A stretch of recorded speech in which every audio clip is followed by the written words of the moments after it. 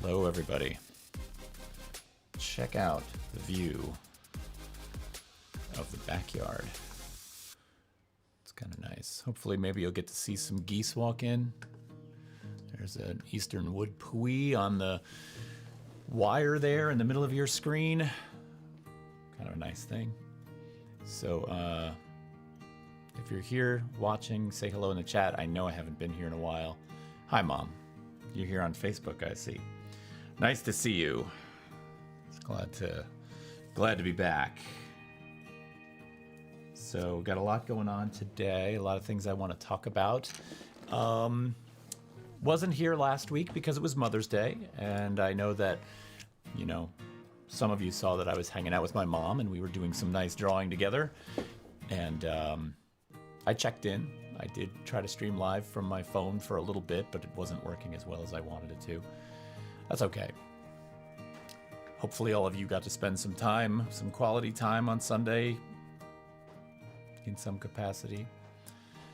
And now we're back. We're gonna make some, we're gonna work on some cabinet cards today. We're going to show off some materials today. I am also gonna talk about that cabinet card workshop that I have been talking about putting together. It is ready to go. So once a few more people get here, we'll chat about that. I'll be plugging that and advertising that throughout the next few weeks. You'll have a chance to get ready for that. And so we'll be good to go. That's gonna be on June 27th. June 27th. So it's gonna be a Sunday evening, which is kind of nice. 7 o'clock on a Sunday evening is a nice time to sit down and have a workshop. Hopefully a lot of you will be free at that time. I'll host this workshop a number of times in the future, so don't worry if you can't make this one. Come to another one. This one in particular is on what I've been doing in the studio for quite some time now, which is sort of altering and working on cabinet cards, using antique cabinet cards as a medium for artistic expression. A lot of people have expressed an interest in joining along with that and maybe trying it out. So I'm going to talk about the history of the cabinet card itself in relation to photography. I'll talk a little bit about, you know, how to react to these things, how to work on them, give you a few techniques. I'll have things for you to download and possibly print out, a list of materials that you could go buy, some that you will need to go buy, and they'll be inexpensive. But I'll repeat this again in a little while, so don't worry. You don't have to worry if you missed it. So I'm excited about that. That's going to be nice. And it's $10 for an hour and a half. Not too shabby. You'd spend that in a cafe. So get some artistic instruction, work on a project, give yourself something rewarding to do, and we'll have a nice time. So, all right. What else are we doing today? We've got some cabinet cards to work on. Let's talk a little bit about this material I've got. Let's go to my desk cam for a second here. So I have in my hand Black 2.0, which I'm excited about. This is made by an artist named Stuart Semple. I talked about this a few weeks back. It is a pretty cool material. So what this does, what this claims to do, we probably need a little backstory here about this Black 2.0. So Black 2.0 started out as a project in response to another black that had come onto the market. Now, some of you have heard me talk about this before. Basically, the US military had invented a black paint that was made from carbon nanotubes.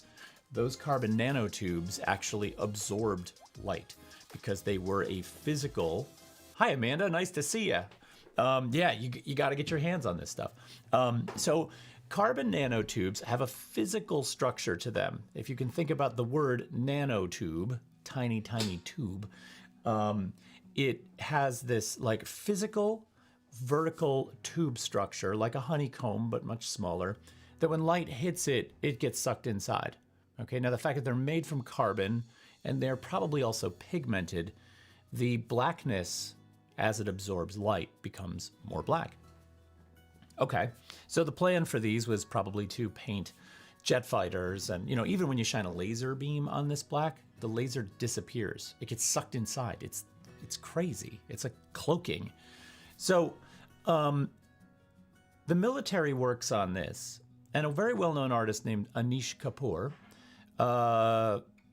somehow gets an agreement together with the U.S. military that he is the only artist who is allowed to use Black 2.0, that they restricted the use of Black 2.0 to the, science, military production, and Anish Kapoor. Well, another artist in Great Britain named Stuart Semple is pissed off at this and basically responds by joining together with a group of chemists, and they created their own black. Now, they started off with a black called Raven, then they moved on to Black 2.0, and now they're actually on to Black 3.0.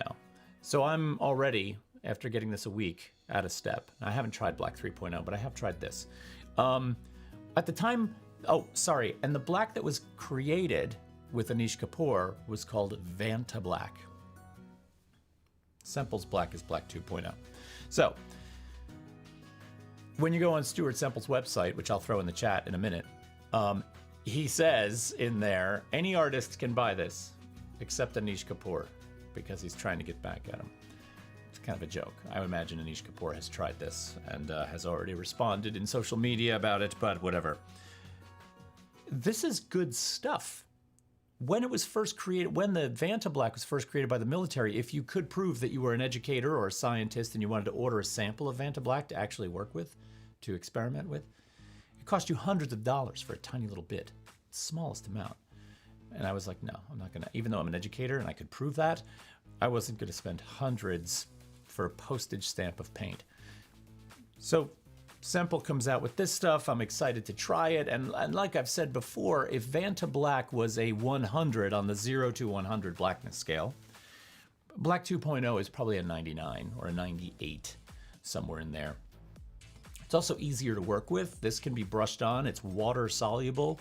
It goes on incredibly well, right?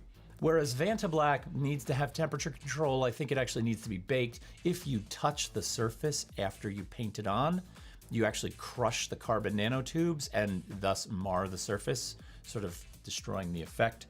So, I find this to be much easier to use. Also, a 150 milliliter bottle of Black 2.0 is going to set you back a whopping $16.99 shipped from Great Britain. It arrived pretty fast. It took about 2 weeks to get here.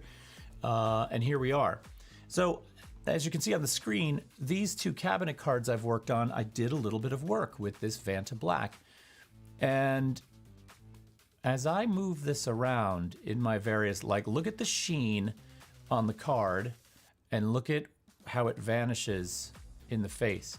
There's physically no reflection whatsoever in that, maybe just the slightest bit.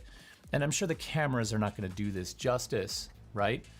But yeah, Amanda, I agree. Vanta Black is way cooler. Black 2.0 is kind of like, yeah, I'm copying. But this does a really good job. And like I said, the camera's not going to really do it justice. Let me see if I can pull it up here. That is seriously black. It's almost like there's a void in the face. Now, I did this just to kind of show how deep that space can go. Right? It's almost like there's a hole through the card into some kind of void.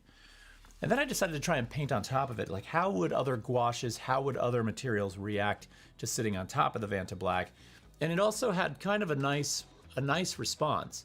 Like the rendered dimensionality of those cones on this guy's ears, they take on this kind of really nice physical depth. And I think that has to do with the fact that the black pushes that much further back. So I kind of really like this material a lot. And I'm going to do a little work with it today. I'm going to apply it to, we're going to apply it to this guy. And you can see how it goes on. The other thing about this stuff is, of course, when it's applied, it's wet. It will have a reflectivity to it. So it will kind of, not really show its true self until A, it dries, and then B, it cures. And there's Cindy, how you doing? And Jess Park, how's it going? Nice to see both of you. Cindy says that is the flattest, opacest black I've ever seen in my life. It really is. It's strange. And this guy, Stuart Semple, is now on to Black 3.0. So apparently it can get better than this, which is really strange to me. But so be it. I'm probably gonna, and that one's gonna set you back $23.99 for a bottle. So it's blacker and it's more expensive. So maybe we'll try that out and see where that goes. But we'll show this off today. We'll do a little work with that. So that was my material that I wanted to show off today. For those of you who are just joining, yeah, I'm glad you could make it today too. That's awesome. Oh, and Andrew Hanley's here. I got some for Bella a while back. It's really cool. Nice. Did you buy this actual one, or is there another one on the market that's, I'm sure a ton of like copycats are gonna come out, but I think this is really cool to play with. The other thing this works really well on is objects. So I'm gonna be doing some sculpture in the studio in the near coming weeks that I've got to finish up. And there's a sculpture series that I've been doing, same one. Okay, cool. And did you, I have some questions I kind of want to ask people in a more private text, less public way about this, because there's some, a friend of mine brought up a really interesting issue around this stuff that I'd rather not say on the air. So maybe on Facebook, I'll private message you guys and talk about that. But you can paint objects with this, and they kind of lose a bit of their dimensionality. That's one of the things he shows off with it. Now, like any new technology, and I consider this to be new technology, I find that we often make things that show off the technology, and we don't really make things that give credence to how the material can change the dialogue. Right? Like, I guess it would be the difference between like this and this, right? So, in this one, I'm showing off the technology. I'm like, wow, look at how black this is. In this one, I'm trying to do something with the blackness that is not just about the mere blackness. I'm taking advantage of its blackness, but I'm not merely dealing with that, right? I'm trying to say, okay, now if I can get that kind of blackness, maybe I can get an extra kind of depth to something I want to be dimensional. I'm not claiming to change the dialogue of the painting world through this one piece, but it does take a step past that, right? So Semple and his people on the website, they paint dimensional objects and they use a unicorn head, like some ceramic unicorn head you'd hang on the wall, and they paint it black, right? And it becomes very, very flat. And while, yay, that's fun and cool, I think this has so much more potential than to just be a parlor trick that we, have fun flattening things with. I think this could be, I think this could add a layer of dimensionality to paintings that was never there before. So for what it's worth, spend the $17, get yourself some. There's a lot in here, and it goes a long way. I mean, you can see by this tiny little wonton soup container lid that I have that I put just like a drop of paint out at a time, and I get good coverage. So for what it's worth. All right, for those of you who just joined us and are here for the first time, I've got a camera set up outside so we can have a look at the nature, the nature. So we got the river outside right now flowing, and I'm hoping to kind of see either one of two natural phenomenon today. We've got a family of geese that have been coming around the yard. They might pop in with their babies. And we also have a fishing club who are a royal pain in my rear end. And I'm sure we'll see them walking around out there in all their mighty hubris and puffed out chests. So who knows? Maybe we can have a fun poke at them. Anyway, all right, let's get back to work here. I'm just going to start getting down to business on this guy. We're going to paint with some of this stuff. Less talk, more work.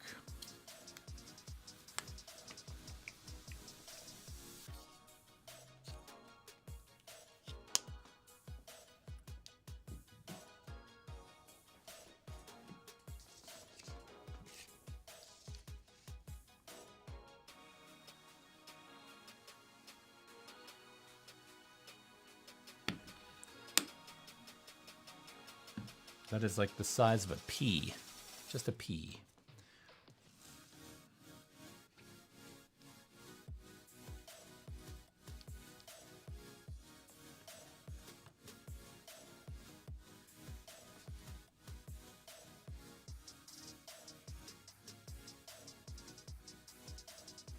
You will notice how far I can drag this material, and even at its edge, the edge you would think would just thin out, it remains just pitch black. Thanks, Cindy. It's been a work in progress.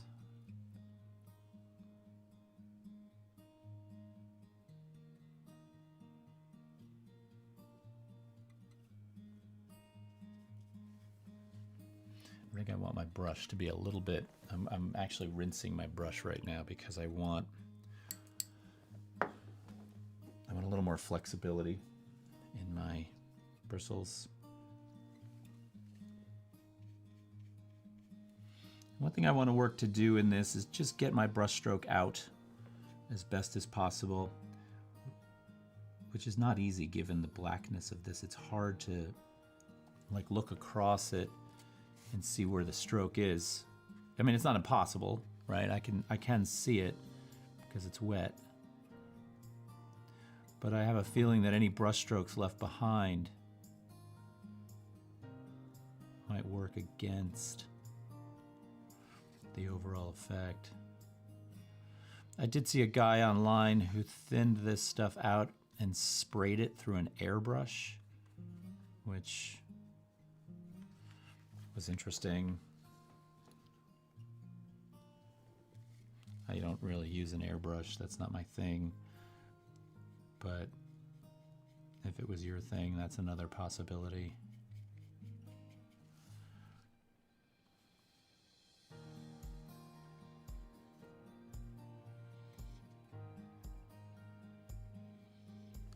So for those of you here, for those of you who are here, I'm going to be doing, that you might not have heard this before, I'm going to be doing a cabinet card workshop, and you can join. If you sign up for the cabinet card workshop, which is on June 27th, it is a Sunday evening at 7 p.m. It is an hour and a half long.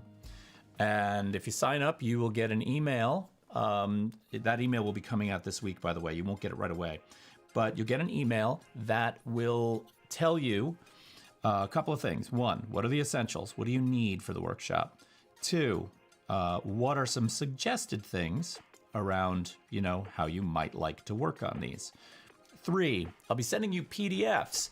The PDFs you can print out and cut them out and use as collaged elements in the piece if you want to. And four, if you can't get an actual cabinet card in time, and you can, they're not hard to get, but let's just say you can't, I will have a high-res printable PDF that you can print out and work on for the workshop. Now, the cool thing about the workshop is it will function as a broadcast, just like we have now, but I will also have a simultaneous Zoom meeting going that you will all join. And so while you're working, I will have firsthand access to you through that Zoom meeting, rather than just asking questions in a chat, which I find is not the best environment for, teaching a workshop. You'll be able to talk to me directly and either get feedback or help or advice. So we're gonna go with that. So hopefully you guys will be interested in coming along for that ride.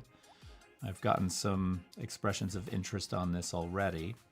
I'm gonna put the link to that if you want to see. I'll put that in our chat. How about that?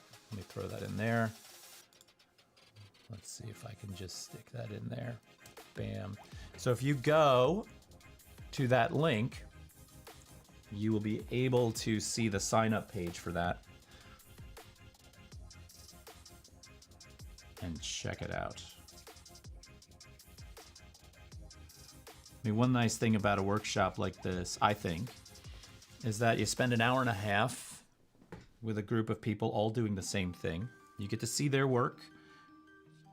You get to be inspired by that. They get to see yours. They're inspired by you. And you learn a little bit about the history of the cabinet card.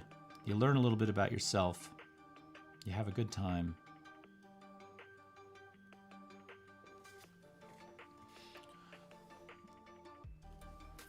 You kind of learn a little bit about the creative process. And I mean, I know a lot of us know just intuitively, just instinctively. You might not even realize how much you know about the creative process, but you know. But it's like anything else. Sometimes just having a hand to guide you in the beginning can open up a whole new door. And so that's what I'm hoping to do for you with this.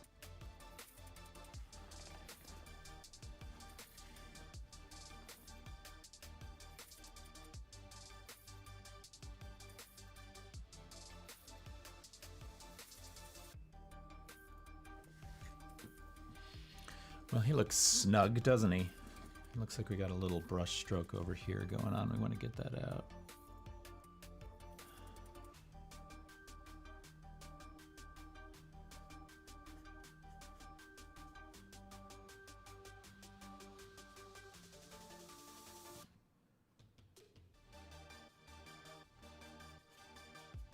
Now, like I said, this takes a little while to dry to the touch and longer to cure. They, you know, the makers of the paint suggest waiting 24 hours to get the full effect. Although I have found you can work on this material in a much sooner amount of time, right? I can start layering some paint over this if I want to. Now, one of my favorite cabinet cards that I've done to date, I did on this show.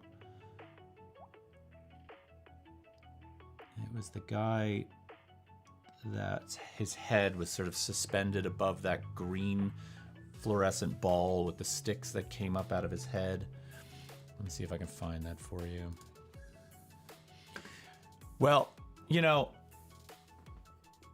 that form inspired me. I wanted to do some more pieces like that. I also really kind of wanted to have him as a reference. And he sold. I had him in a show. And it disappeared. That black would make a nice cannonball or a bomb. Yeah, totally. Totally. Where is that guy? Let's look for him for you. Most of you will remember this if you were, you know, most of you are hanging out on this show pretty regularly. It's going to be in here somewhere. Nope, not that one.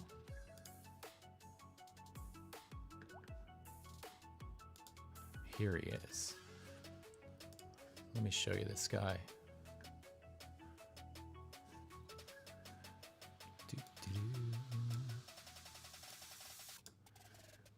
Let's see if I can cut away to him. So if I go here, talking about this guy. So I made this guy and wanted to use him for other things, and then I wound up putting him in this exhibition. He sold like he was gone. I was like, great. So I'm kind of hoping that this one I'm working on now, can kind of function in a similar capacity. I want to give him this kind of this containment, this contained space that he lives in, but then I want to do something else that kind of comes up around him. And I'm not even afraid to say I want to repeat what I did in the last one, but with different materials. You know, I want to get in there and sort of nest his head in some kind of like, you know, I like the juxtaposition of this flat black matte shape area, and then maybe something totally linear to contrast that sticking up behind his head. So, you know, we'll play with that. We'll see where we land.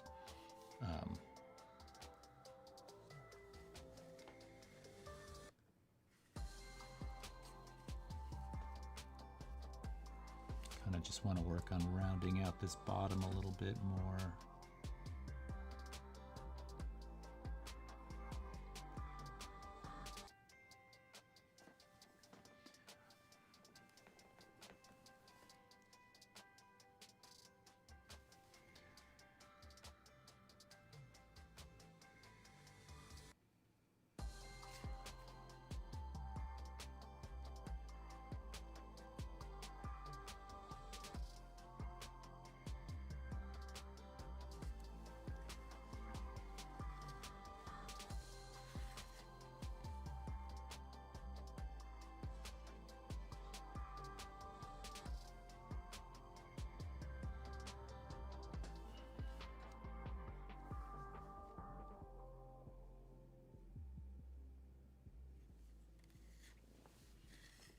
Okay, this is getting somewhere.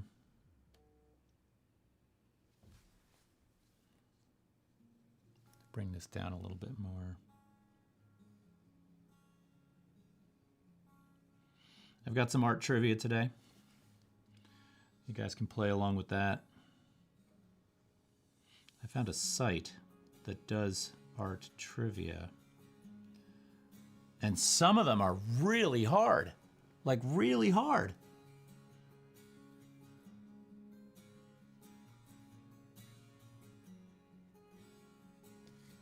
And I mean, they're just hard because I haven't, you know, these are maybe artists I've never studied before. So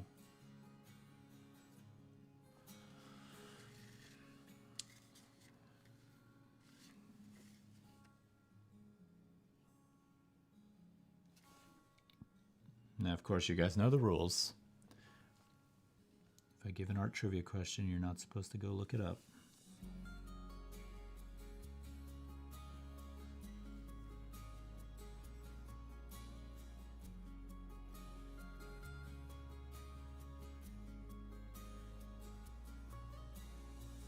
Some will be easier than others.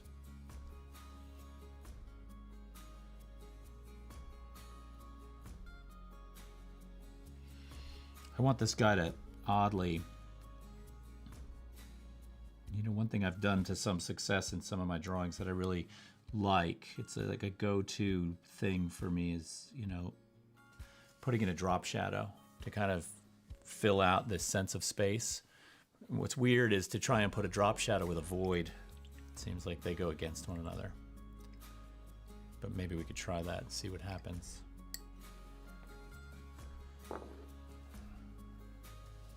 I also like the way this guy has a, I like the way these white markings over on this earphone sort of simulate or create this idea of a seamed up like situation, like something was made of panels that were put together. I kind of like that. So I might try and do something with that here. I don't know yet. This man's face, he looks very comfortable here. So, you know, maybe we'll have that work against the form that we put in. Let's do some trivia. Let's see what we can get trivia-wise. Throwing the first one out there. Yeah. I'm looking.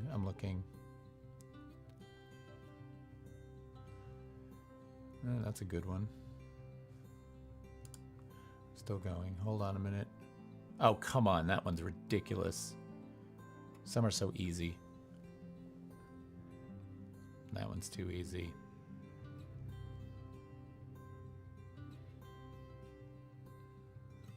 Yeah, that's too easy. Okay, here we go. We'll start off with an easy one that's not too easy, but it's easy. It's easy. Who painted The Birth of Venus? Who painted The Birth of Venus? Throw it in the chat. The Birth of Venus. Don't look it up. No Google allowed.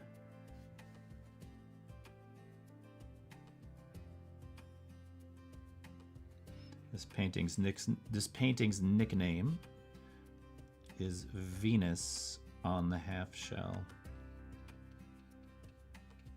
Venus on the Half Shell. Yes, Jess Park with Botticelli. Excellent. Nicely done. Botticelli it is. It is. I had the fortune of being able to see that painting in person. And it's quite a sight. Oftentimes you see a reproduction in a book or on a screen and it's small. It's a fairly large painting. All right. Let's get another one. Let me get something a little bit harder.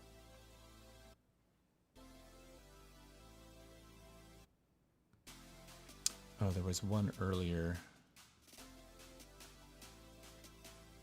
Okay. We're gonna go up the ladder in terms of difficulty. We'll go up the ladder slowly. What art critic was influential in popularizing the work of Jackson Pollock? What art critic This man had a very particular way of thinking about the role of paint and materials in modernism. And to him, Pollock was the quintessential user of paint for that reason. What was his name? He was a fan of Pollock and not a fan of de Kooning. For the very reason that de Kooning depicted figures. All right, Sculptore. Nice job. Clement Greenberg, correct. Correct. All right. We're going to work our way up the ladder here. Sculptore, nice to see you, man. I've been wanting to jump on a chat with you and catch up. I feel like we've been letting too much time slip by. All right, this guy's got his form going on. All right, Clement Greenberg. Hey, bowling ball guy is off. I've got him back now. Sorry about that. Bowling ball guy. Cindy, is that gonna be the title? Come on, we gotta do better than that. Thanks. Let's see. Okay. Wait a minute. Why don't I know this one? No, you're gonna hear a buzz because I'm clicking through the answers on this. Really? I didn't know this. Okay, here's one I didn't know. This is gonna be a pretty obscure. This one's pretty obscure. I should have known that. Well, no. I shouldn't have known this necessarily. What artist's work was involved in a case before the New York Supreme Court in 2010? Don't look it up. 2010. I had no idea. Sculptore will get this. I have a feeling. I don't know. Maybe he won't. I don't know. I don't want to put the pressure on you. 2010. What artist? Their work was involved in a case before the New York Supreme Court in 2010.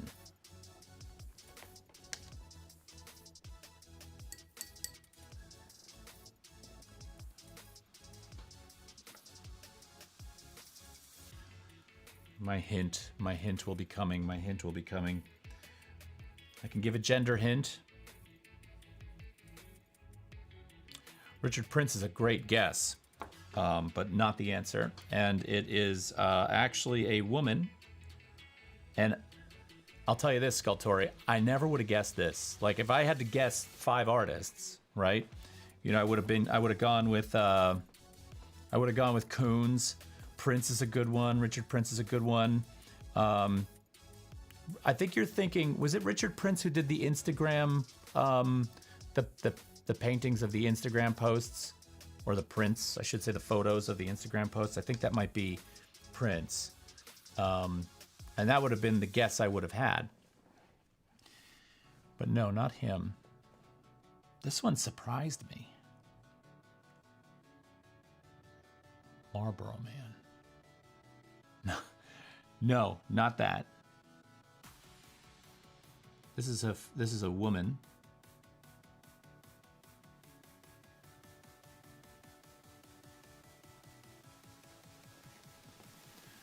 I have no idea what I'm doing. I'm just kind of working intuitively here, so we'll see where it takes us.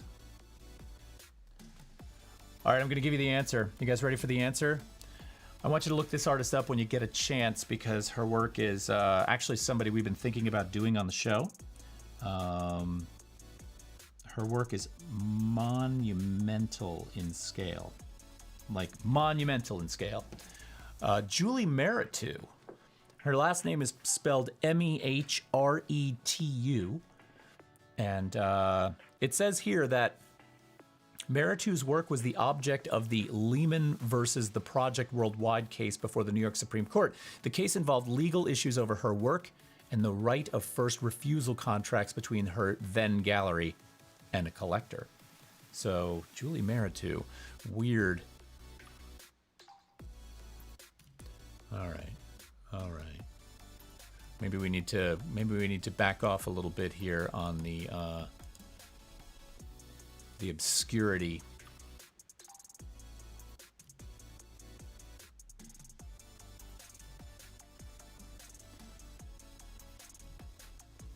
get a little bit more. All right, we got one that comes back into the. I guess if I rated these on a scale of 1 to 10, in terms of their easiness, this one's going to be, depending on how much you're into the art world. So for somebody who follows things going on in the art world, this one's going to be a 1. For those of you who don't, this one might be a 5 or a 3.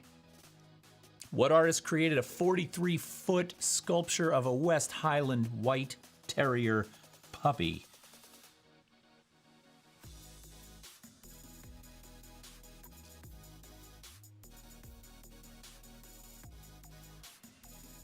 A 43-foot tall sculpture of a white terrier puppy. Now, I clicked the button and it gives that stupid bell sound. I apologize for that. It sounds like we're on a game show. I don't like that.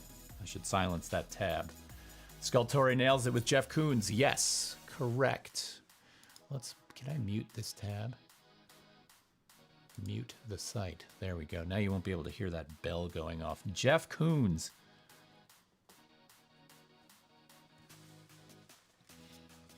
Sculptori's the man.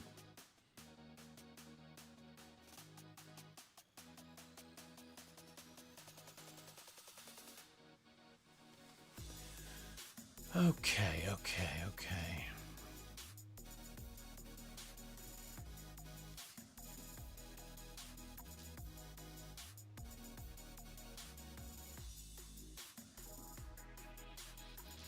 I am not too concerned right now with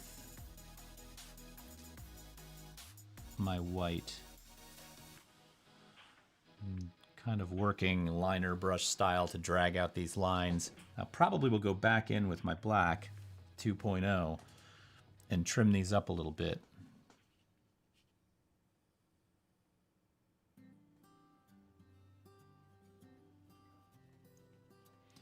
Starting to remind me of one of those smocks they used to put on you at the barber.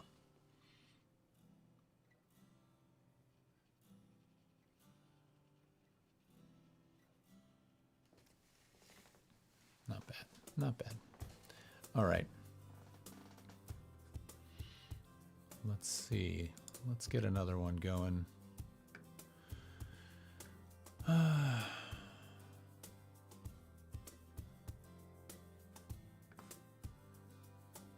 Another question.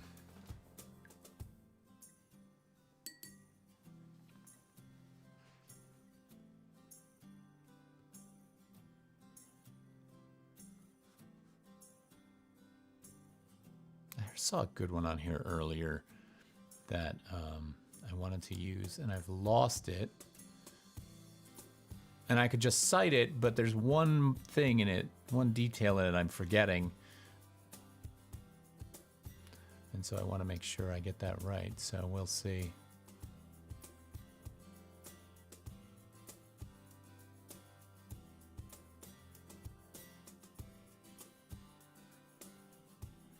All right, here we go. Who were the models that posed for Grant Wood's famous painting, American Gothic? Were they, having trouble speaking, were they his parents, number 1? Were they professional models, number 2? Were they his neighbors, number 3? Or were they his sister and his dentist, number 4?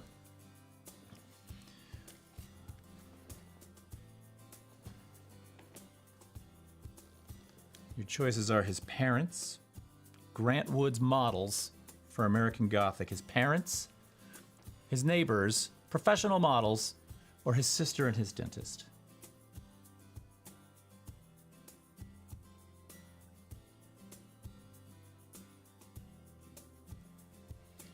Mom says sister and dentist, and she is correct. You know, I love that story about American Gothic. And also, the thing that this made me instantly think of is, in the education world, making a test. I'll go with sister and dentist, yes. Well, and here's what makes this question terrible, right? Is from a test-taking standpoint, if you didn't know and you were going to guess, you should automatically guess sister and dentist, because It's the most interesting answer. I mean, I would have made answers that said, his mistress and his mistress's husband.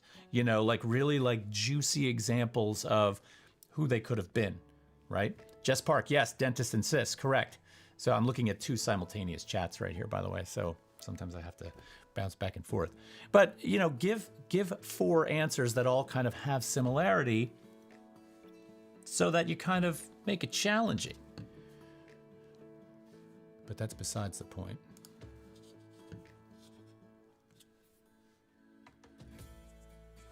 Ooh, this is a good one.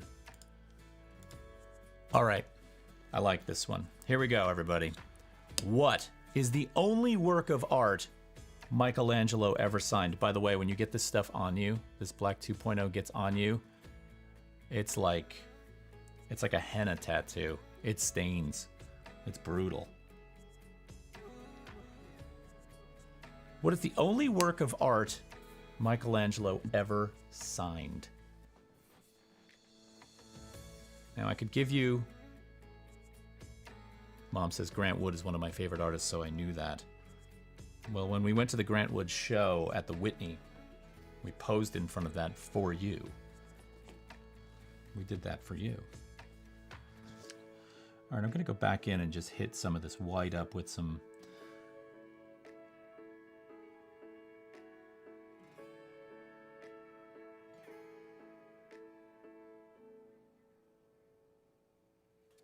So I'm applying a little black around the white now.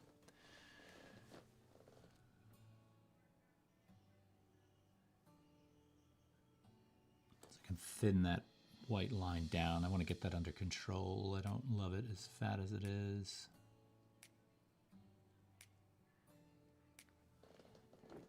Anyone on the Michelangelo question?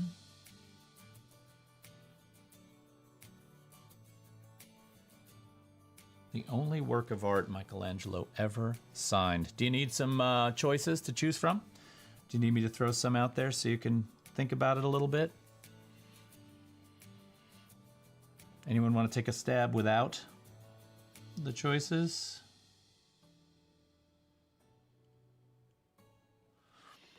I mean, if we're thinking about Michelangelo's most famous works, right? We probably would think of obviously the Sistine Chapel ceiling. We might think of, David. We might think of the Last Judgment. We might think of... Sorry, I'm trying to pull this stroke with this paintbrush and talk at the same time. Jess Park says David. No. And Cindy says the Sistine Chapel. No. It is neither of those, interestingly enough. I actually thought David first as well, so you're not alone.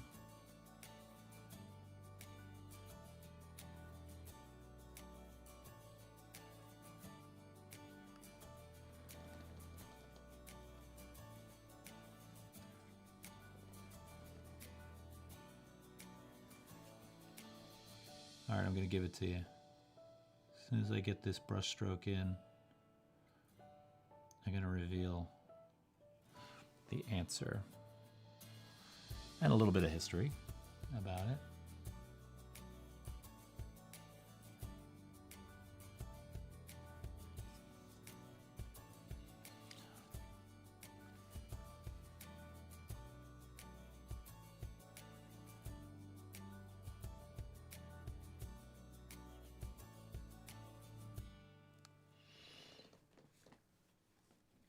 He was a sculptor, not a painter.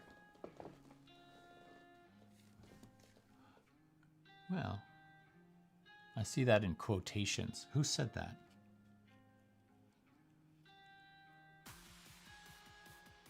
That's a curious thing. And I know you, Cindy, this is tongue-in-cheek, or you're referencing something. So I'm curious where that's coming from.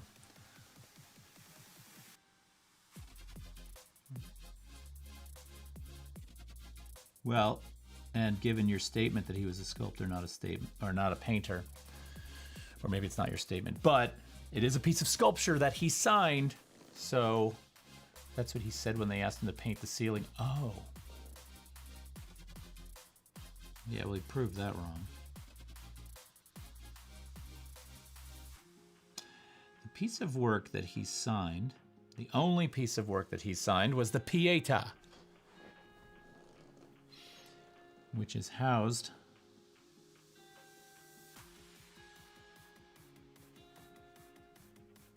sorry, I'm like, have I mentioned before that I have trouble multitasking?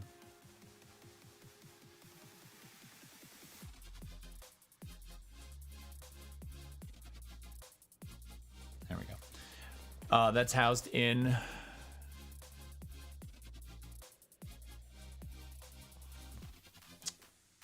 shoot, I just screwed this up. All right, back to our trivia question. Hold on a minute. The Pietà, a Renaissance masterpiece depicting the body of Jesus and his mother's in his mother's lap, is the only work of any sort that Michelangelo ever signed. He later regretted what he considered an outburst of pride and vowed never to sign another work again. So, it's kind of a funny thing. I think there was a modesty aspect to it, Cindy, that was the reason. I mean, especially when, you know, I think he saw himself, you know, in a very sort of, you know, a place of modesty, a place of, but I don't know. I don't know. That's a good question. So, you know, outburst of pride. Yeah, that's the thing, is if he's having this regret and I gotta get rid of this line here. This is what's driving me crazy. All right, we're gonna say goodbye to this line. If he had this outburst of, or he blamed it on an outburst of pride, then yeah, that kind of gives a little bit of the reasoning behind why he didn't sign anything else.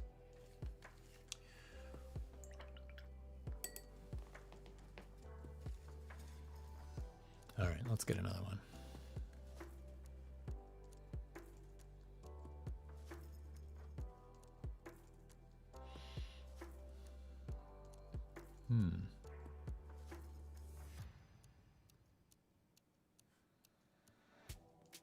Oh, they've got some really good basic two-dimensional design, painting, drawing, fundamental questions here, which are kind of good given the scope of our little studio sessions here on Sunday.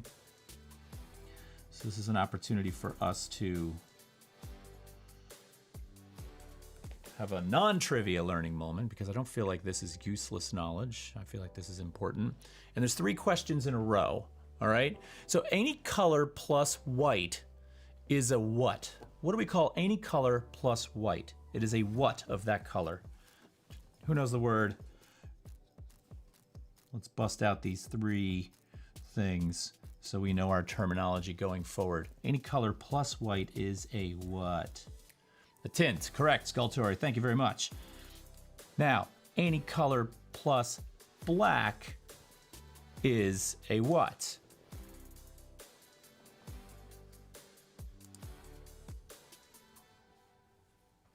Plus white is a tint. Yes, Cindy, plus white was the tint. Plus black is a what? Off by a little bit, Cindy. Not a tone. You're on the right track, though.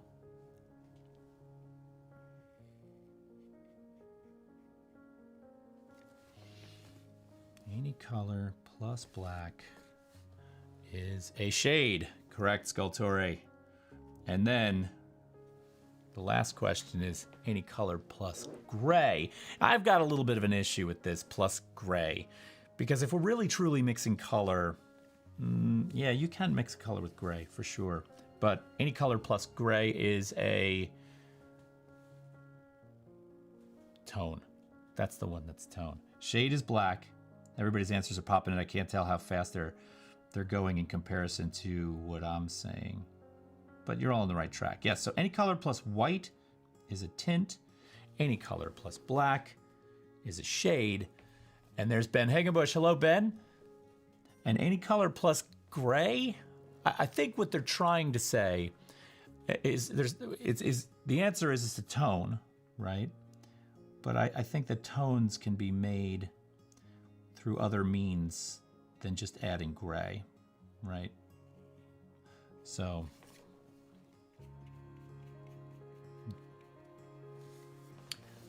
all right, this guy's making me, you know, I don't love this guy. I don't love what's going on here. We got to shift gears a little bit, I think. You know, one of the reasons my students are not allowed to get too talkative in class is because it's distracting. It's hard to work. It's hard to work when you're constantly engaged in something else. And so, you know, I love this trivia game, but I need to shut up a little bit sometimes and just concentrate on the work.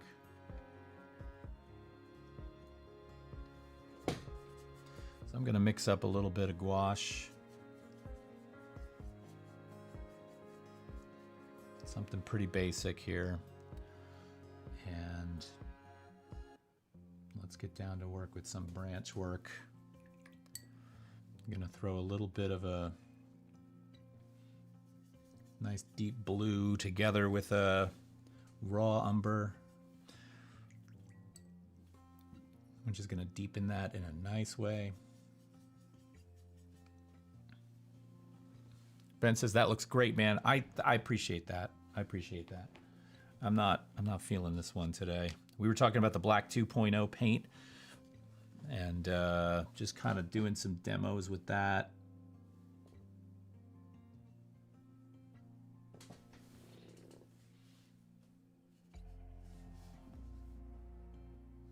I almost feel like I want to draw in this branch work a little bit.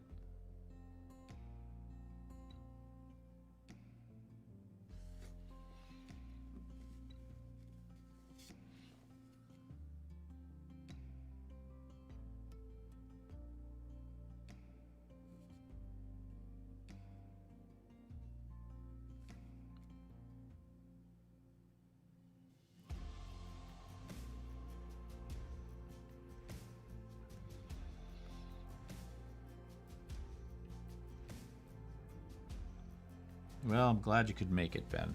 I appreciate that. It's nice to have you along for the ride.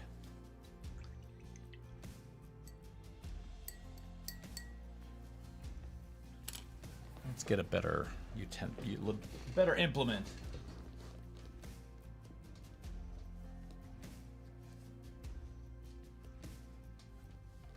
A couple of things I gravitate towards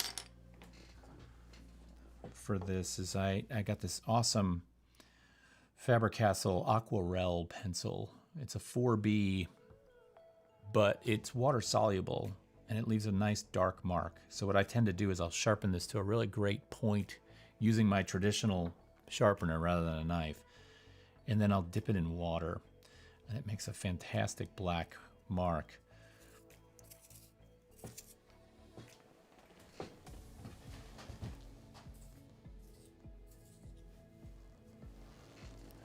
So I get a decent point on there. It's hard to see. And then I'm just gonna just momentarily put that in water so I don't soften it too much.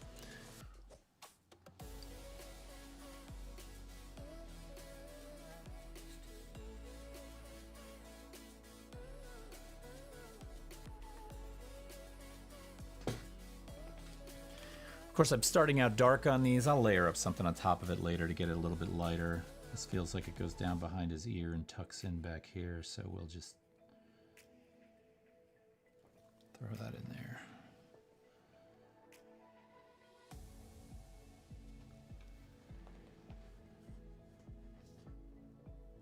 All right, Ben, good to see you. And thanks for stopping in to say hello. Enjoy the rest of your day.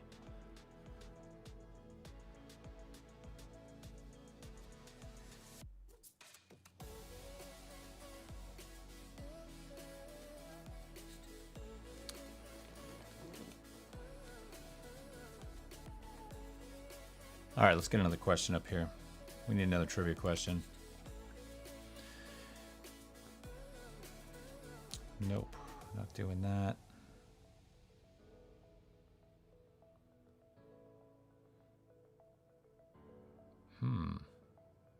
that's an interesting one.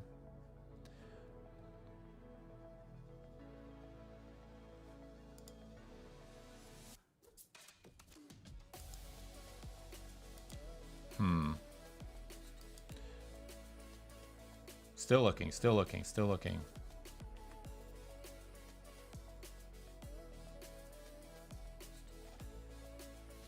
Oh, that's an interesting one.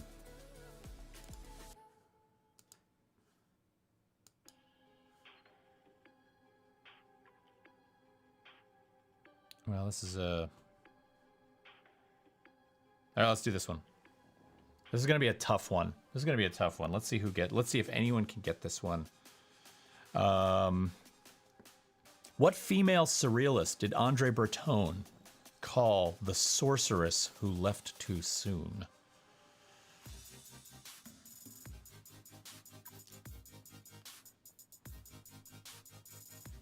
Female surrealist.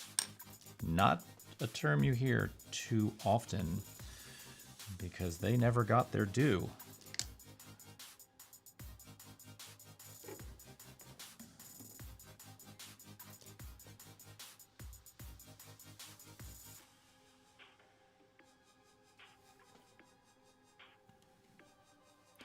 Merritt Oppenheim would have been Sculptore Merritt Oppenheim was my first guess, but no. It is not.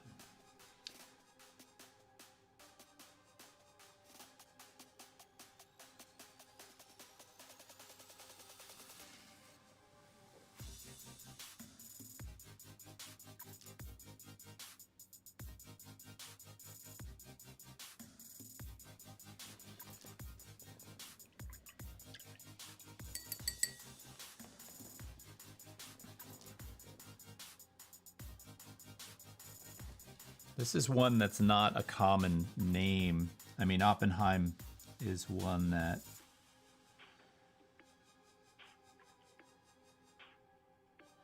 Oppenheim is one of those that comes to mind quickly because, you know, she did have a presence, however minimal, in that world. Kay Sage, no. Actually, no. Good guess. Good guess. I should probably give this one out just because this one's going to be a tough one. But it was Remedios Varo was the answer on that one. The little historical text here says, the male surrealists almost never saw their female counterparts as capable artists, forcing the female surrealists to find ways of working within the restrictions of the surrealists' misconceived notion of women, while still trying to refute it. Varo does this through her images of women in confined spaces. She died at the height of her career from a heart attack in Mexico City. All right. Let's keep this guy moving along here.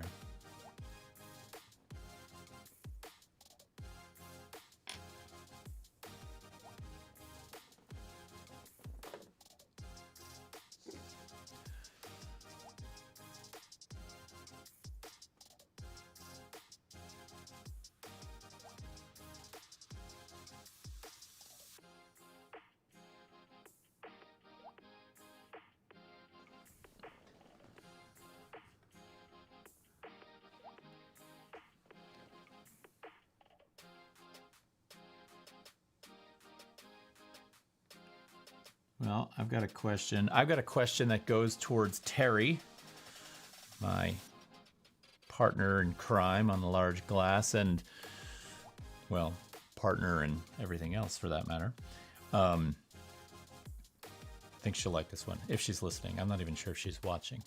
But what American artist is known for nurse paintings? Nurse paintings. Terry, being a nurse, will probably, after seeing this, would like to probably look this up. This kind of goes towards an earlier response that was in the chat.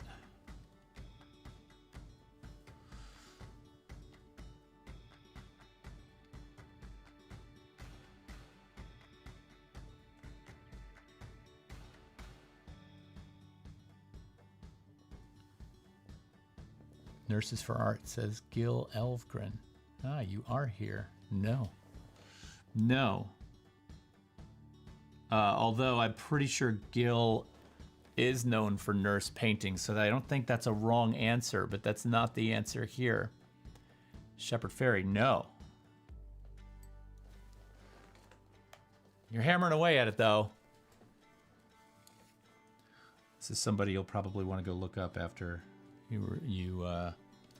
I mean, I know you know who this artist is, but you'll probably want to go check out this series of paintings by this artist after you get the answer. Norman Rockwell, no. Nurses for Art, she's like, I'm gonna get this. I'm gonna get it.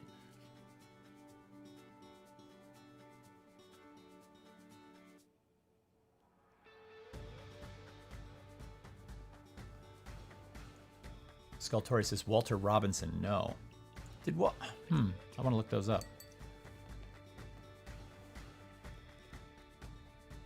It's funny, a question like this is funny because there's going to be artists that painted nurses or, you know, people in the medical field.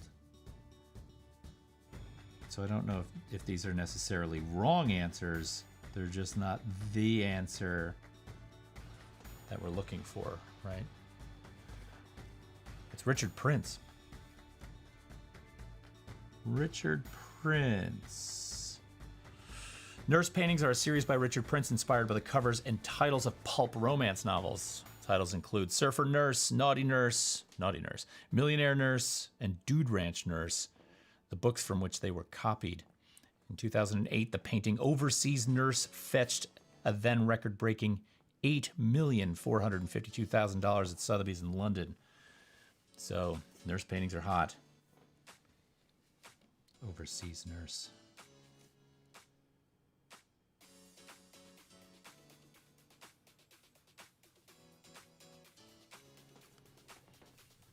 Nurses for Art says they are. No, I said paintings of nurses are hot.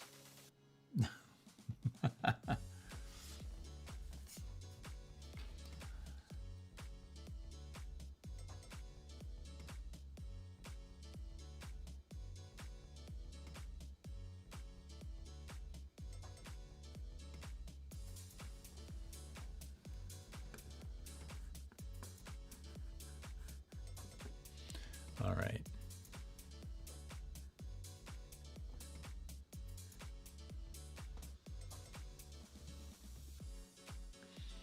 Let's see if we can find a good one.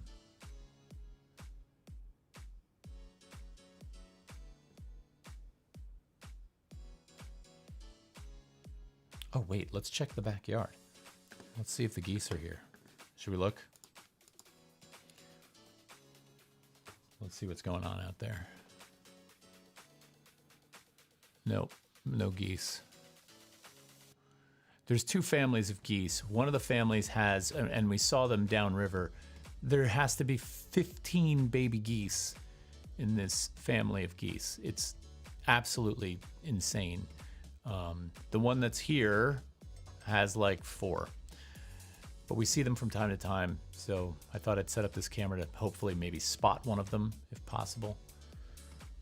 But no dice just yet, so we'll check in again in a little bit.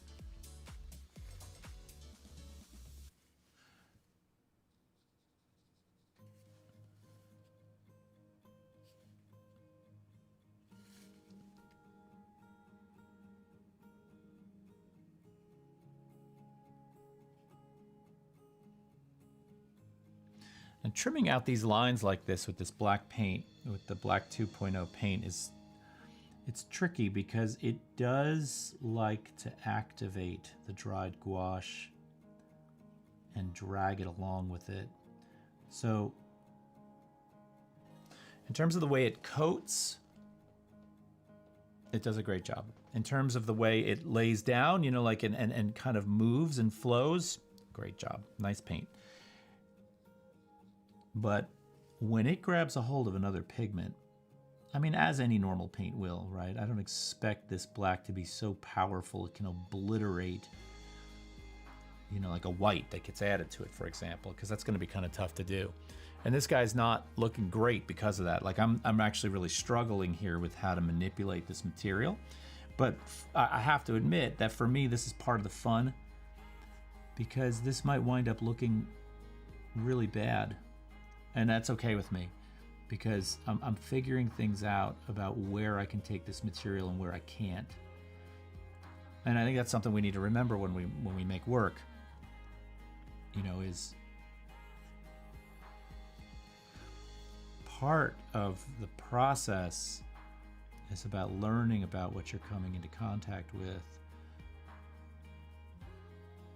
I'm actually more interested sometimes in that aspect of it than what the outcome was.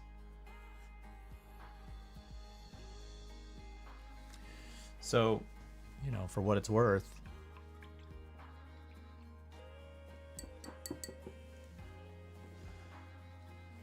and that's something I stress when I teach too, when we do this cabinet card workshop on June 27th, you may want to print out the high-res PDF to start working on first, so that you can just kind of have a go at it and see what it's like. Not that a cabinet card's going to set you back a lot of money, that you can get them for like $2.50, right? So think of it as a tiny canvas that cost you $2.50. It's a small investment. It's not bad.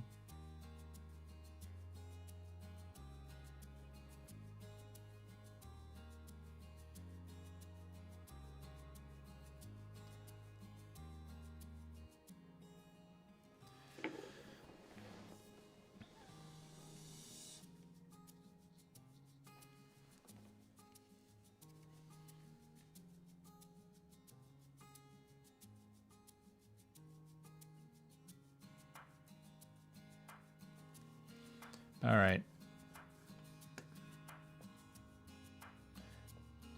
Let's get another question going.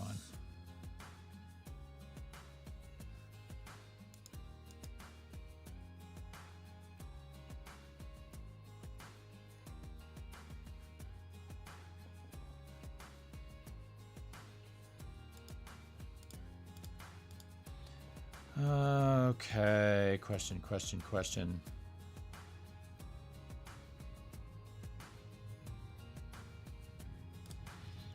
All right. How many paintings did Vincent van Gogh sell in his lifetime? How many paintings did Vincent van Gogh sell in his lifetime? We talked about this on an episode one night.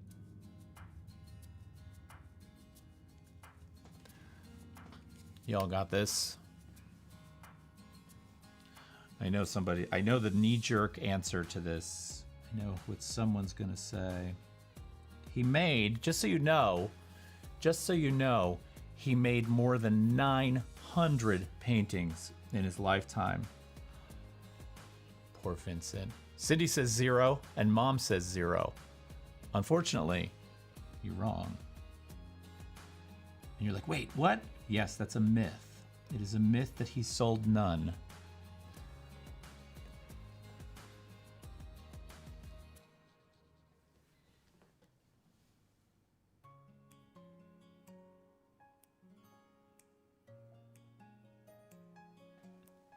One, then. Cindy, you are correct. He did sell one painting in his lifetime. And his brother Theo, or Teo, however you'd like to pronounce it, who worked for an art dealer, hoped that that sale of that painting, which happened much later in his life, after he had suffered so many mental breakdowns, Teo hoped that that would be the thing that brought Vincent around and helped him sort of, or find some meaning in his work. Or not meaning in his work, but meaning in his pursuit. Unfortunately, that did not happen. Yes, yay, you got it. Nicely done. One painting.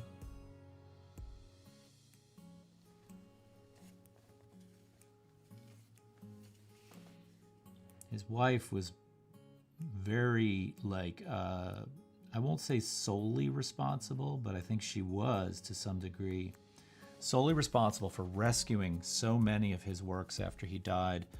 When he would move from place to place, sometimes through desperation, sometimes through institutionalization, he would often leave works behind, like in a basement, drawings scattered about. And she went around and brought them together, collected them, and is the reason we have so much of his work now. And I'm sure much of it was lost.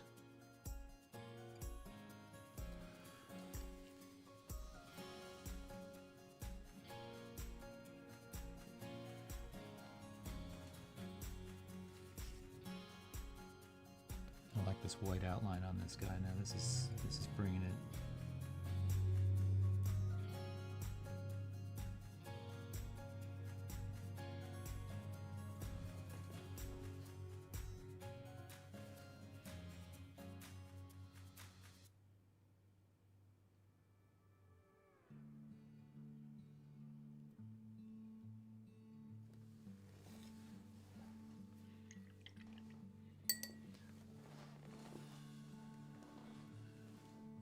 Wow, it's already after 11.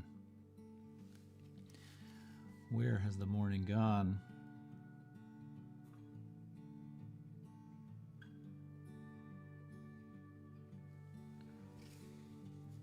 Taking off, Jim? All right, we'll see you soon. Thanks for coming by. It was good seeing you. Let's get together and chat soon.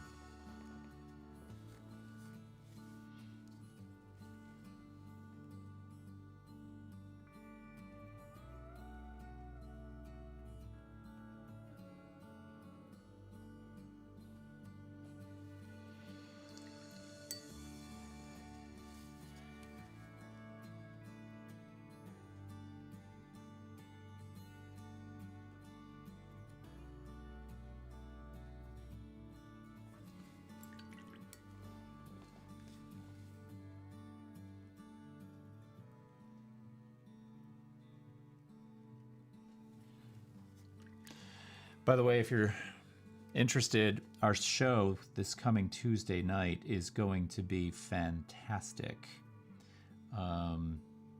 We are live in the studio with sculptor duo Double Parlor. They're from California, and they make these really, really interesting semi-surreal, semi-nightmarish, semi-absurd, semi-dreamlike figurines that Terry and I have been collecting for several years now. We really admire their work, and we admire them as a couple in the way that they collaborate. They work together, differing roles. It's really, really cool. And they also don't give out interviews very often. And so we're really honored to have had them say, yeah, we'll do it. So they're going to be on the show and talking with us. We're excited to present that to you guys. So please, Tuesday night at 8, come watch. It's going to be awesome. Tell your friends. They're coinciding this interview with a drop. So what they do is they have a monthly drop, or on their website at a given time, they'll release their monthly batch that they've made that month that you can purchase. And they will usually release, I'm just going to rough guess here, there's usually about 14 to 20 pieces in a given drop. And I'm telling you now, if that drop hits at 12 noon, it is gone by 12:03. They're all gone. And so it's become one of those collectability issues where it's a race, right? And well worth it. And we get a chance to possibly see what they're working on. I don't know. I don't want to commit them to showing off anything that's a secret. But now, of course, we're talking to them Tuesday. The following Friday is when that drop will happen. So I'm excited about that. They're on Instagram, and they preview stuff that they'll be dropping on the upcoming Friday. So check them out. You might like them. They're really interesting. The name is Double Parlor, Parlour, one word, Double Parlor.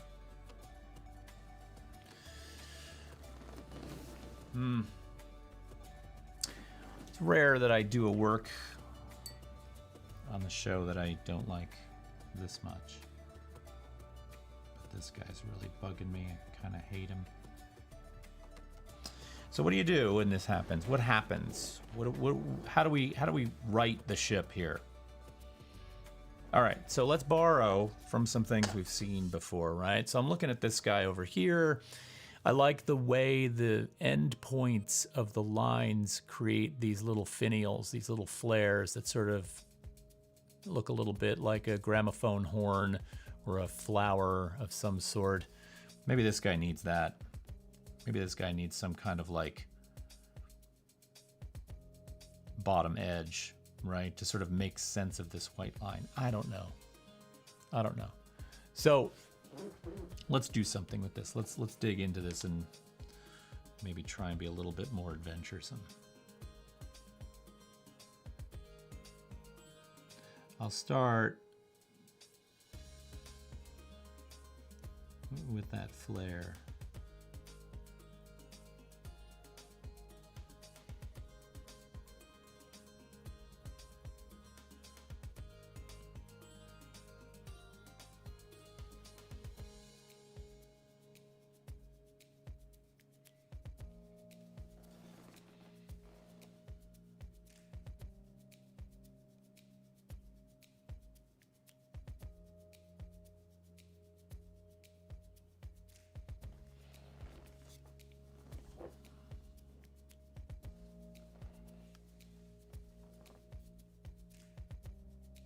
Amanda, that's such a good point.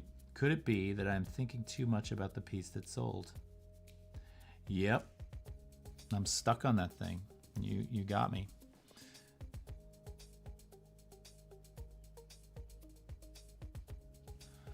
And this is one of the reasons why I don't like selling my work. Well, okay, I take that back. I like selling my work. But I don't like parting with my work. I don't like it when my work goes away.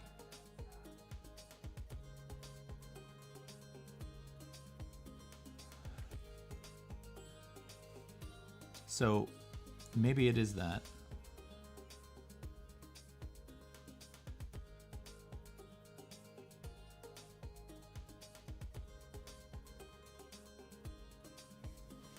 Because he's not.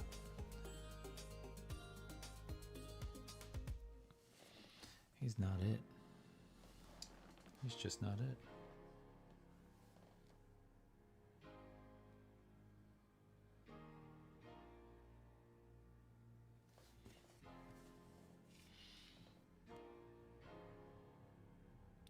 But now that we're moving into something a little bit more intuitive here, I think we'll get somewhere. I think we'll get somewhere with this. I think we're gonna get somewhere. We're gonna have a breakthrough.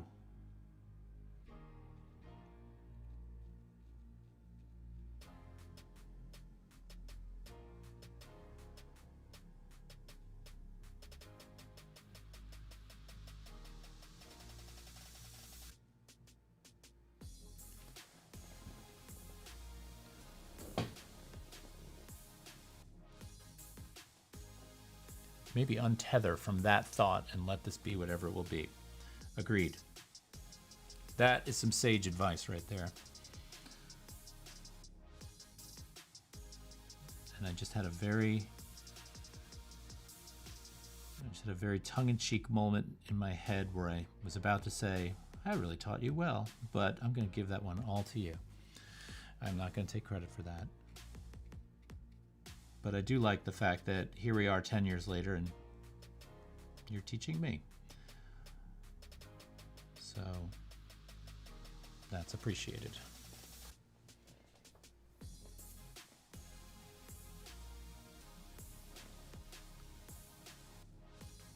Yeah, thank you.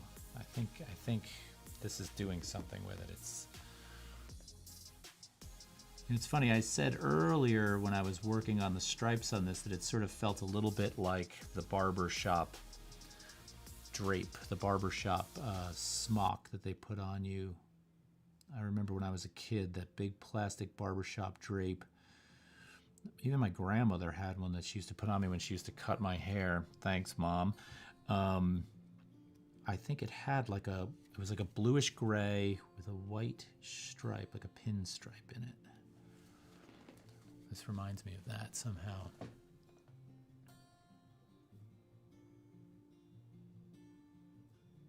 Oh, and I know what the problem is here now. I can see. All right, I know what to do. See, this is what the beauty of working like this is one thing leads to another thing leads to another thing. When I started this guy, I merely looked at his, like the bust of the guy, like from his chest up and where his body sort of faded into the photography sort of, like where it disappeared, right?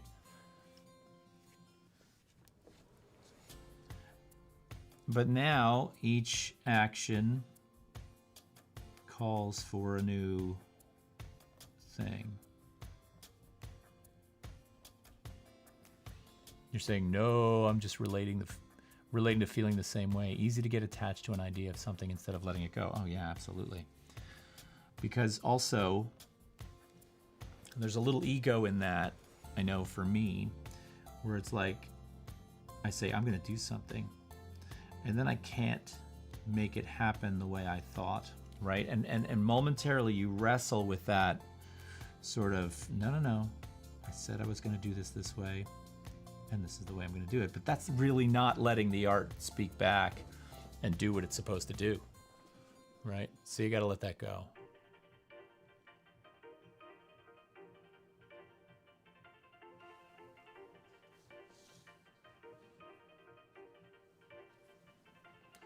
I'm gonna like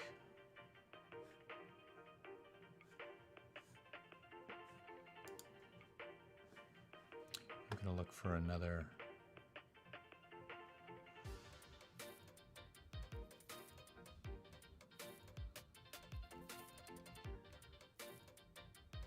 I'm looking for another trivia question, by the way.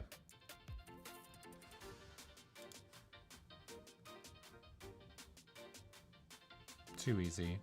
Too easy.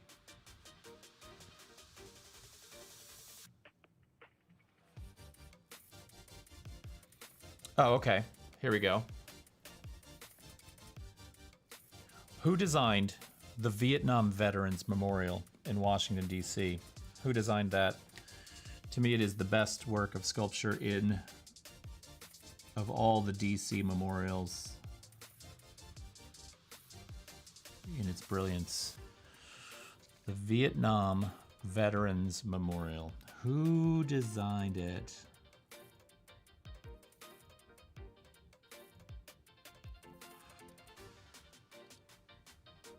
It is probably the single most moving, most appropriate piece of work in all the public work in DC. Don't look it up.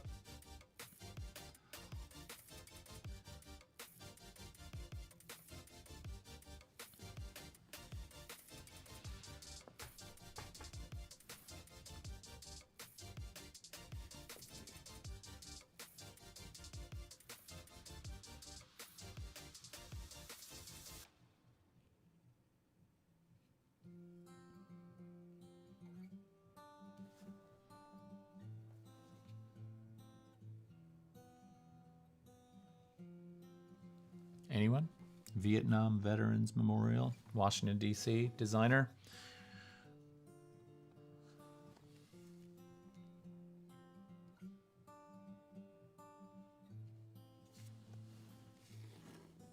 I've been there. You should go see it.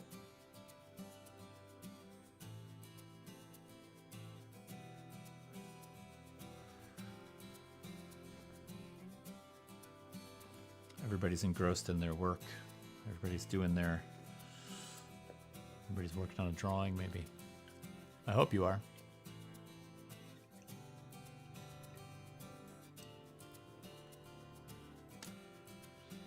Nobody. All right. Well, the answer to that is Maya Lin. The Vietnam Veterans Memorial Wall was designed by American architect Maya Lin. In 2007, it was ranked 10th on the list of America's favorite architecture by the American Institute of Architects. That's that's architecture that they're talking about in terms of that ranking. So that ranks really high, given that it's a piece of public sculpture. Americans' favorite pieces. I mean, when you can make a work about a controversial topic like that, you have to, here you go. It's now your job to memorialize the deaths of all of these people. Go. A lot of pressure. That's a lot of pressure. So,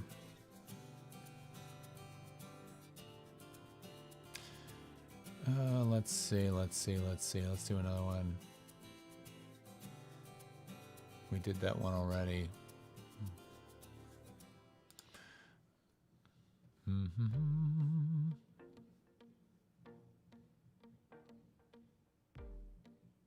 That one's debatable. I don't even know if that one's right.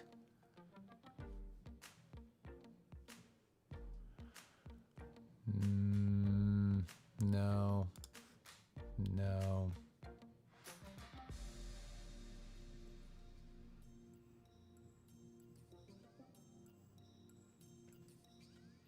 What object commonly appears in Picasso's paintings?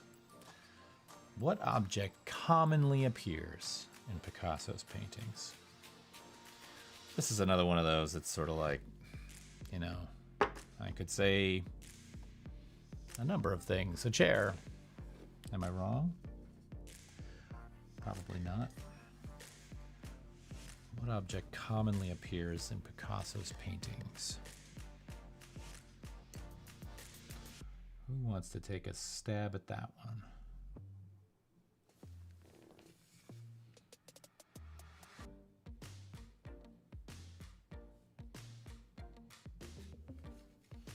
Yes. Good job, Amanda Tulin, with the guitar.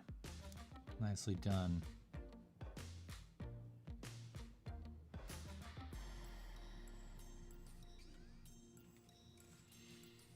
The guitar.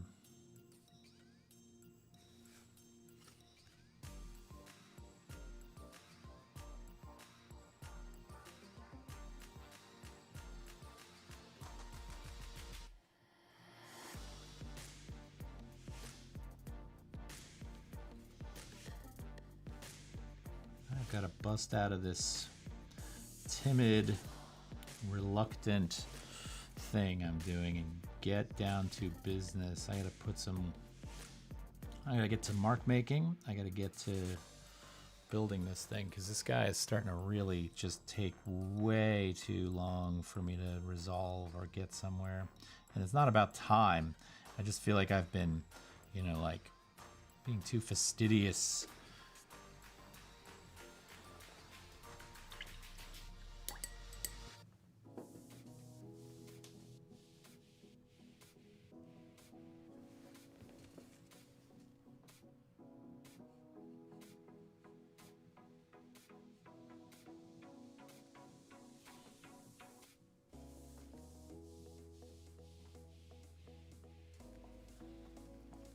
Good guess, Cindy, with people. Of course,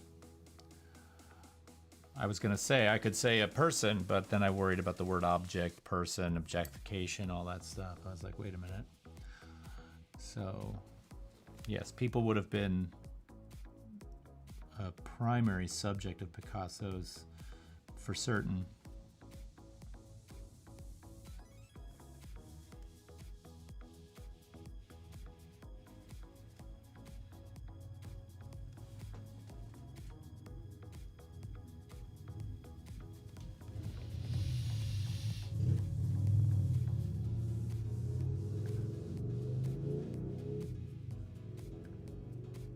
We live in one of those places where we have lots of motorcycles that love to tour.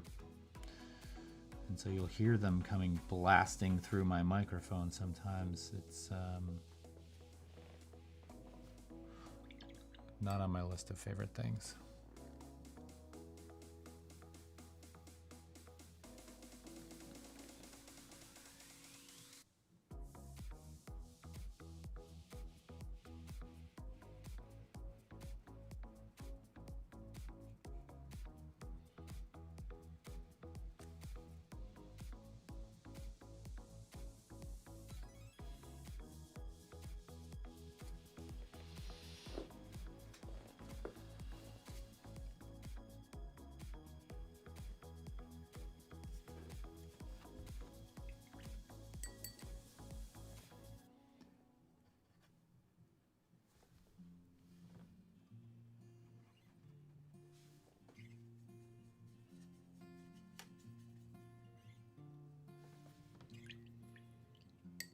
Let's get some greenery in this thing.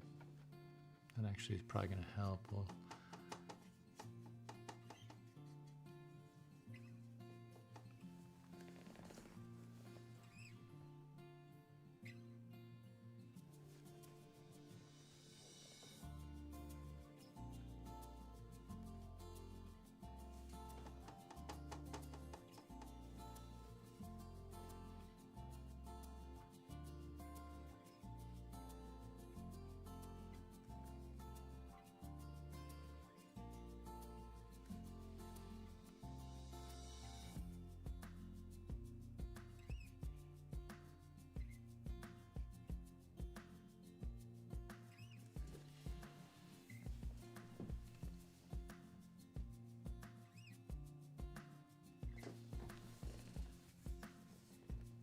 So what are you guys up to today?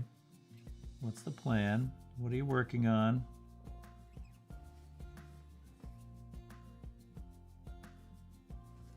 I'm assuming that you've got something going on.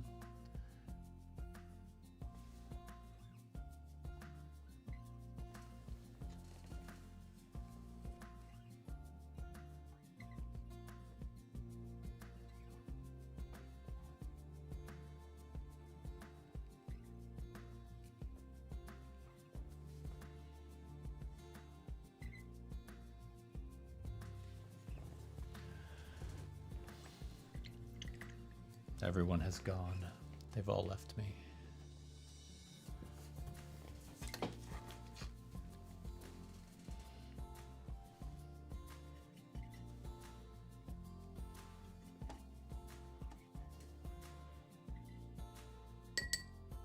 Just finished your card? Oh, you're working on a card. Can I see it? Can I see your card? Can you text it to me? I want to see one of your cards. Come on, text it over.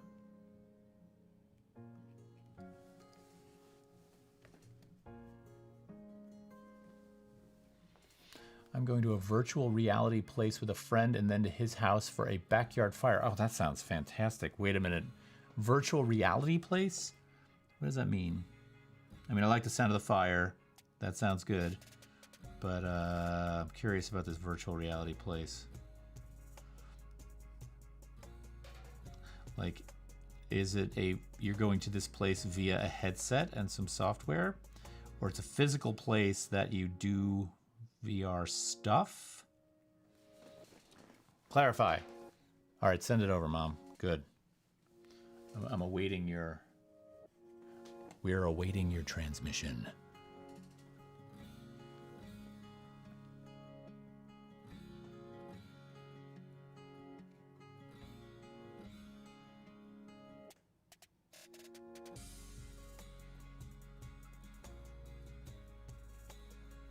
By the way, for those of you who are watching via Twitch right now, you can hear me commenting on a whole bunch of things that are not in the Twitch feed. That's because we are streaming via restream.io across Facebook and YouTube as well. So I'm monitoring those chats. Amanda Tulin says, I don't want to say not making art. I did frame some travel Polaroids though. Okay, good. That's a start. Folding laundry. You're going to say anyway. Folding laundry and baking carrot muffins today. That sounds awesome, actually. Cindy says, in Phillipsburg, it's called Cafe X. My first time, so I'll have to let you know. Okay. Curious about that. What goes on in the VR cafe?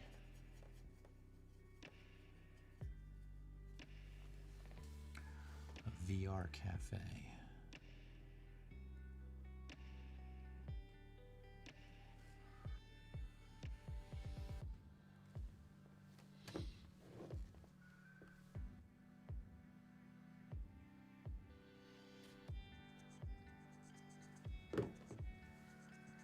Come on, Ma.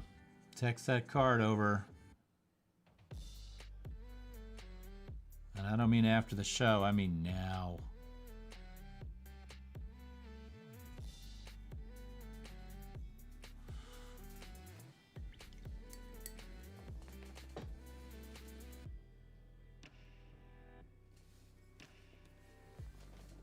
There it is.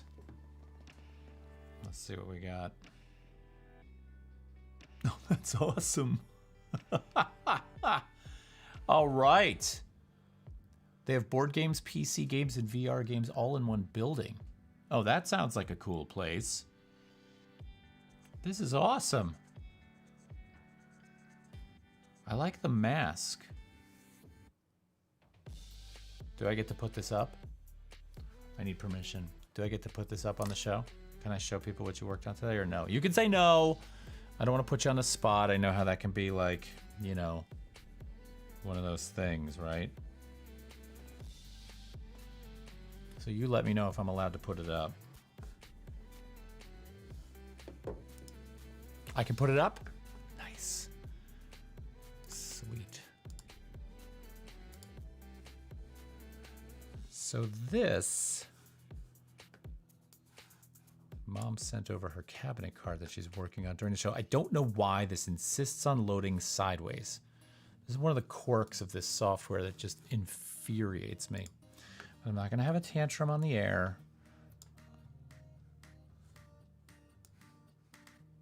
Let's see if I can get this to go. Hold on a second.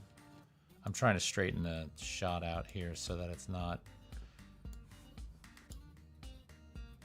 Nope, it just wants to come in sideways. I am not opening Photoshop to change this right now. All right, what the hell?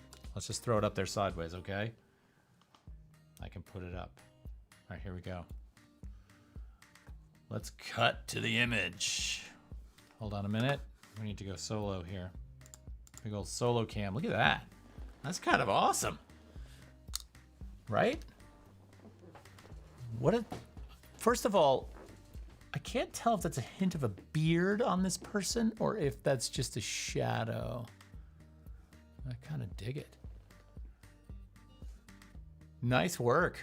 The serpents springing forth from the head. Yes. I kind of wish he was completely wrapped in them too. Like that, I think if I were going to take this another step, like in the next one, I'd wrap one in serpents. Nicely done. I like that a lot. See, you're getting feedback. You're getting feedback. You're getting some love. Sweet. That mask is also really kind of funny. It's very sort of Lone Ranger. This is sort of like superhero meets Medusa. Shadow, it's a woman. It's a plant. Well, I like the red tongues.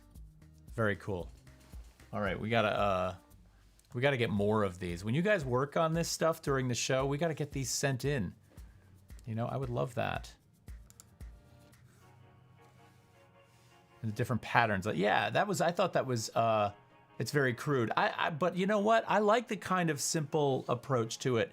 You know, we talked about how much we like Jim Kopp and that painting you got. I love that approach to these because it gives it a different take. I wouldn't use the word crude. I think that's, you know, I think that's a little too harsh.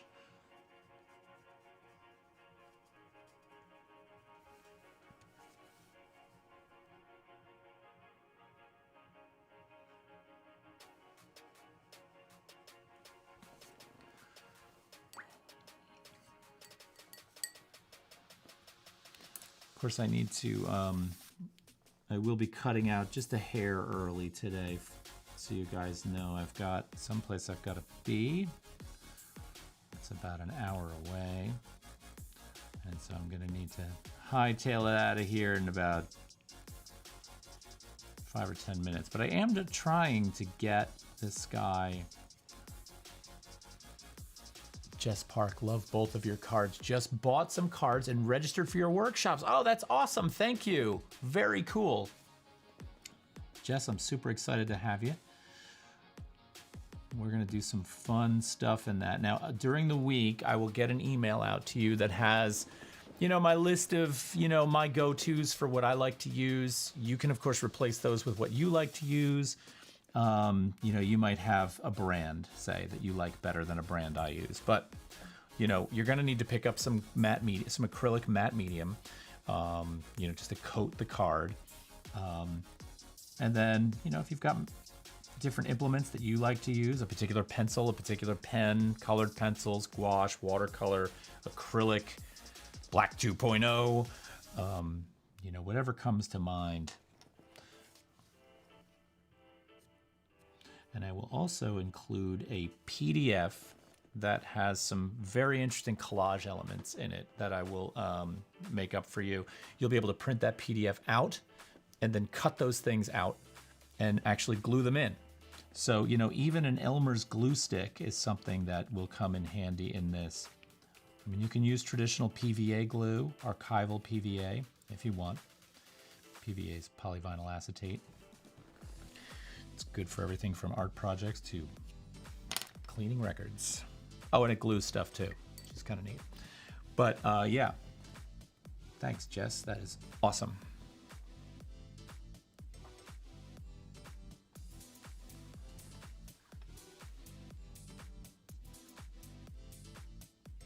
I'm going to put that link up in the chat again, just for anybody who might want to join that.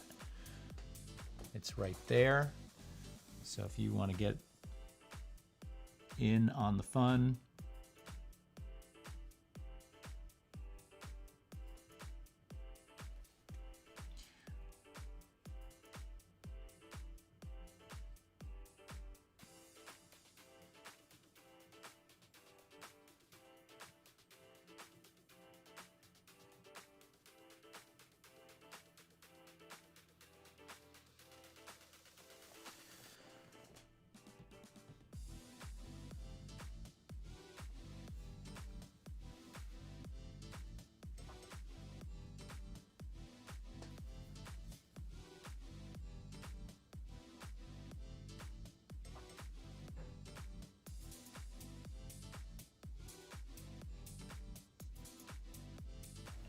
right. I mean, I like this guy. You know what I'm gonna do? I'm gonna work on this guy this week. I'm gonna take some time to fix what's going on with this. And so if I had to give myself a little critique right now, I really feel like this white pinstripe line is not working, right? I gotta get back in there and sort of figure out what's going on there. I mean, number one, that white pinstripe line sort of represents what might be the valley between these like individual pattern pieces. And as a valley, a white just doesn't work. So it's kind of fighting itself. Two, brushstroke is just not, you know, real good. This is a really undefined line around the collar here, which I don't love. So, you know, I got some things to work out. I think I know what I need to do. And so what I'll do is next week on the show, I will have this up and talk about why it is such a, you know, I won't call it a failure yet, but it's frustrating to me. I do like what's starting to happen with the color choices around the head here and what's happening there. So I'm happy with that. We'll keep moving. We'll make it work. Let's shoot over to Backyard Cam one last time and see if we can get an image of our geese. And what happened to the backyard camera? That's me. That's not geese. All right, Backyard Cam seems to have shut down. Not sure why. That's a little alarming. Maybe it's raining. All right, so anyway, everyone, couple of things real quick. So number one, I've put a link in the chat to the Cabinet Card Workshop on June 27th. That is a Sunday evening at 7 p.m. Very much looking forward to talking to you guys and teaching you. We'll have a Zoom meeting coinciding with the broadcast so that we're actually really live. I'll get to see you, talk to you one-on-one, and you'll be able to follow along on the broadcast itself. We'll talk about all those logistics later as we get closer to that. The geese got to the camera. Yeah, that might be. Maybe they did. Or worse, the fishing club got to the camera. They saw it out there and they were just like, they hit it with a rock. Ooh. Anyway, so pop in, maybe sign up for that workshop if you want to. If not, please come on Tuesday night. We've got an awesome show for you on the large glass where we're going to be visiting in the studio with Double Parlor, sculptor duo from California, making these fantastic figures that we like to collect, number one, and number two, that I think are definitely worth taking a look at. So that's Tuesday night at 8. I loved having you guys hang around today. We learned a little bit about Black 2.0. We watched me make a mess of this poor guy. And, we'll put him up next week with some definite improvements to him. In the meantime, I hope you all have, as Amanda Toulon just said in the chat, a happy Sunday. And you get out there and make some good work. We will see you on Tuesday. Talk to you